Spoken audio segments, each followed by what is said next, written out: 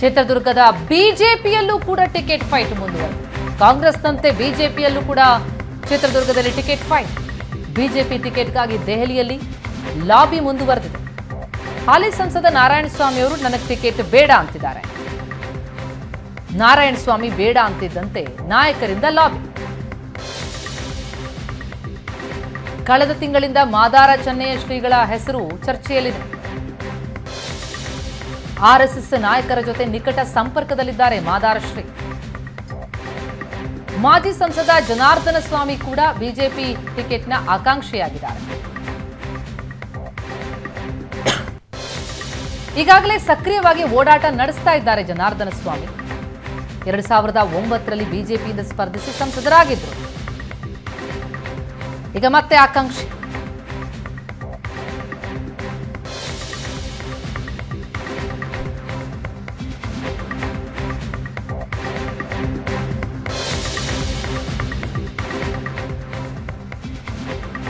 ಈ ಬಗ್ಗೆ ಇನ್ನಷ್ಟು ಡೀಟೇಲ್ಸ್ ಕೊಡ್ತಾರೆ ನಮ್ಮ ರಿಪೋರ್ಟರ್ ರವಿ ಶಿವರಾಮ್ ಈಗ ಸಂಪರ್ಕದಲ್ಲಿದ್ದಾರೆ.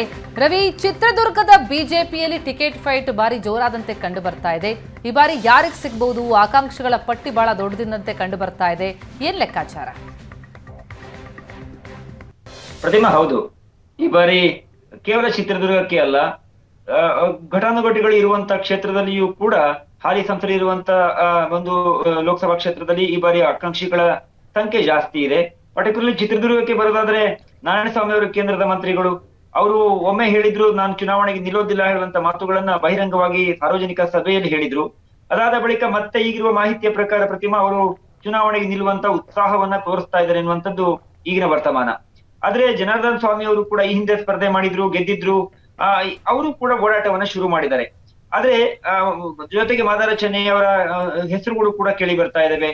ಅವ್ರನ್ನ ಪೊಲಿಟಿಕಲ್ಗೆ ತೆಗೆದುಕೊಂಡು ಬರುವಂತ, ಅವರಿಗೆ ಟಿಕೆಟ್ ಅನ್ನ ಕೊಡುವಂತ ಪ್ರಯತ್ನವನ್ನ ಕೇಂದ್ರ ನಾಯಕರುಗಳು ಮಾಡ್ತಾರೆ ಅನ್ನುವಂತ ಇನ್ನು ಕೂಡ ಪ್ರಶ್ನೆ. ಕೋರ್ ಕಮಿಟಿ ಸಭೆಯಲ್ಲಿಯೂ ಕೂಡ ಎಲ್ಲ ಹೆಸರುಗಳು ಚರ್ಚೆಗೆ ಬಂದಿದ್ವು. ಆದ್ರೆ ಯಾವ್ದಾದ್ರು ಅಚ್ಚರಿಯ ಹೆಸರುಗಳನ್ನ ಕೂಡ ತರ್ತಾರ, ಹೊಸ ಅಭ್ಯರ್ಥಿಗಳಿಗೆಲ್ಲಾದ್ರೂ ಅವಕಾಶ ಕೊಡ್ತಾರೆ ಅನ್ನುವಂಥದ್ದು. ನಾರಾಯಣ ಸ್ವಾಮಿ ಅವರು ಇರಬಹುದು ಅಥವಾ ಜನಾರ್ದನ್ ಸ್ವಾಮಿ ಅವರು ಇರಬಹುದು, ಇವರೆಲ್ಲರೂ ಕೂಡ ಪ್ರಯತ್ನವನ್ನ ಮಾಡ್ತಾ ಇದ್ದಾರೆ.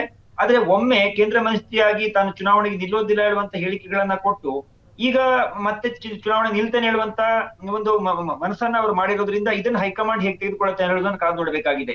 ಯಾಕಂದ್ರೆ ಈ ಹಿಂದೆ ಕೂಡ ಸದಾನಂದ ಗೌಡರು ಕೂಡ ಅದೇ ಮಾತುಗಳನ್ನ ಹೇಳಿದ್ರು, ನಾನ್ ಚುನಾವಣೆ ನಿಲ್ಲೋದಿಲ್ಲ ಹೇಳುವಂತದನ್ನ. ಈ ಚುನಾವಣೆ ನಿಲ್ತೇನೆ ಹೇಳುವಂತ ಒಂದು ಮಾತುಗಳನ್ನ ಮತ್ತೆ ಹೇಳ್ತಾ ಇದ್ದಾರೆ. ಹೀಗಾಗಿ ಕೆಲವೊಂದು ಕ್ಷೇತ್ರಗಳಲ್ಲಿ ಇದು ಗೊಂದಲಕ್ಕೂ ಕೂಡ ಕಾರಣ ಆಗ್ತಾ ಇದೆ. ಯಾರು ಚುನಾವಣೆಗೆ ನಿಲ್ಲೋದಿಲ್ಲ ಹೇಳುವಂತ ಮಾತುಗಳನ್ನ ಹೇಳಿ ಬೇರೆ ಅಭ್ಯರ್ಥಿಗಳು, ಆಕಾಂಕ್ಷಿಗಳು ಅಲ್ಲಿ ಕೆಲಸವನ್ನ ಶುರು ಮಾಡಿದಾಗ ಮತ್ತೆ ಹಳೆಯ ನಾಯಕರುಗಳೇ ಬಂದು ತಾನು ನಿಲ್ತೇನೆ ಹೇಳುವಂತ ಮಾತುಗಳನ್ನು ಹೇಳಿದ್ರಿಂದ ಕಾರ್ಯಕರ್ತರಲ್ಲಿ ಕೂಡ ಸಣ್ಣ ಪುಟ್ಟ ಗೊಂದಲಗಳು ಇದ್ದಾವೆ. ಈ ಕಾರಣಕ್ಕಾಗಿ ಹೈಕಮಾಂಡ್ ಇದನ್ನು ಯಾವ ರೀತಿ ನೋಡುತ್ತೆ ಮತ್ತು ಚಿತ್ರದುರ್ಗಕ್ಕೆ ಯಾವ ಅಭ್ಯರ್ಥಿಯನ್ನ ಮಾಡುತ್ತೆ ಇರೋದನ್ನ ಕಾದು ನೋಡ್ಬೇಕಾಗಿದೆ. ಯಾಕಂದ್ರೆ ಕಳೆದ ಬಾರಿಯೂ ಕೂಡ ಒಂದು ನರೇಂದ್ರ ಮೋದಿ ಅವರ ಅಲೆ ಇರಬಹುದು, ಬಿಜೆಪಿಯ ಒಂದು ಸ್ಟ್ರಾಂಗ್ ಸಂಘಟನೆ ಇರೋದ್ರಿಂದ ಅಲ್ಲಿ ಗೆಲುವನ್ನ ಕಾಣಲಾಗಿತ್ತು. ಈ ಬಾರಿ ಯಾರು ಅಭ್ಯರ್ಥಿ ಅನ್ನುವಂಥದ್ದು ಇನ್ನೂ ಕೂಡ ಪ್ರಶ್ನೆ. Thank you so much Ravi ತಮ್ಮೆಲ್ಲ ಮಾಹಿತಿಗೆ.